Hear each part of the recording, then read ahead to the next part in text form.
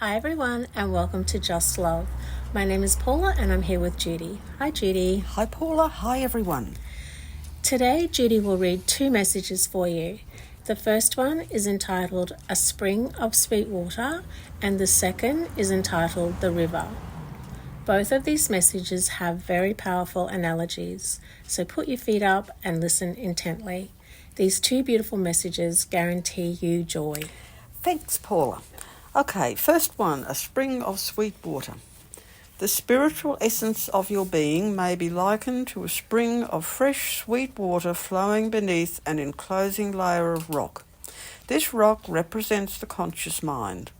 Once it is released, the spring can then gush forth, cleansing, purifying, refreshing, and bringing new life to the parched and barren land around it.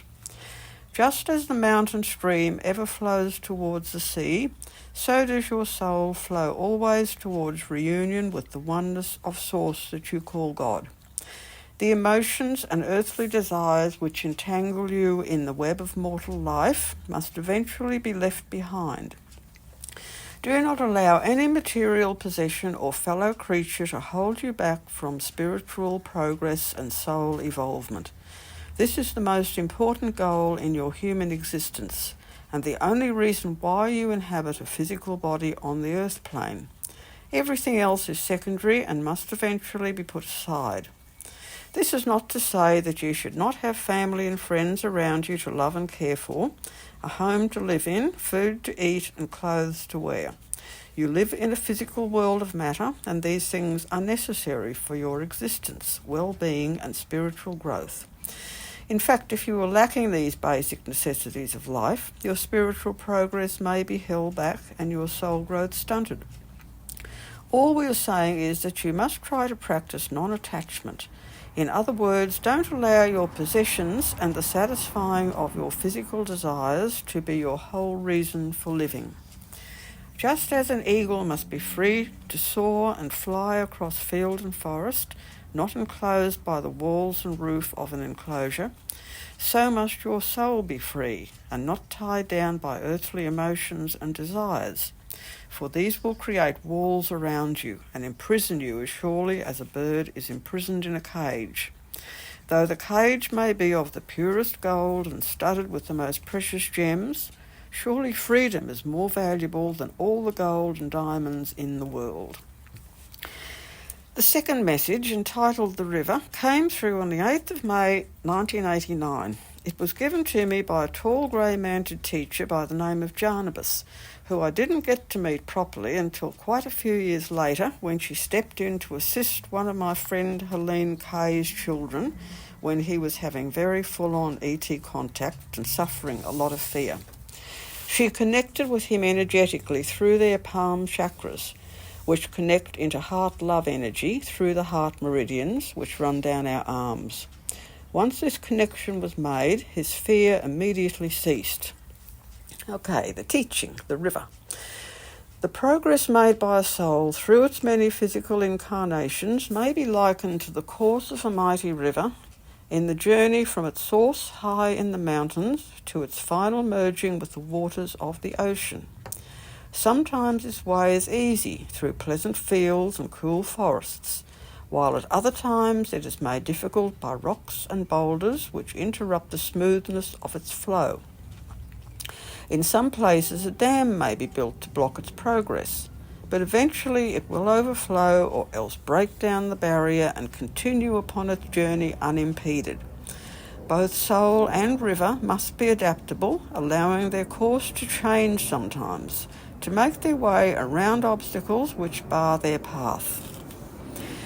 Just as a river contributes part of itself to the areas through which it passes by irrigating and enriching the otherwise barren land along its banks, so a soul must also give of itself, not draining itself completely, but contributing its share of refreshment and nourishment to those around it. Like the river which travels for many miles through different towns and countries along its course from source to sea, so a soul must travel through many different lives in many lands and cultures in its journey towards oneness. By looking at the river, one can begin to understand the physical illusion of time, of past, present and future. A single drop of water in the river is at a certain point at a specific time, just as part of the soul's awareness places itself in a certain portion of time and space. But remember, that tiny droplet of water is not the whole river. It is just a very small part of it. If you observe the river or the soul as a whole, which you must do in order to gain a true perception of reality, then you will see that it is in all places and times at once, always in the present. Just as a river can be polluted and made unclean by the area through which it passes, so a soul may be adversely affected by the environment surrounding it. On the other hand, as with the fresh streams and tributaries that continually feed and purify the river, so a soul must be open to receive the fresh and purifying streams of wisdom, knowledge and deeper understanding which are all around, ready to be taken in, stored and used for further growth and evolvement.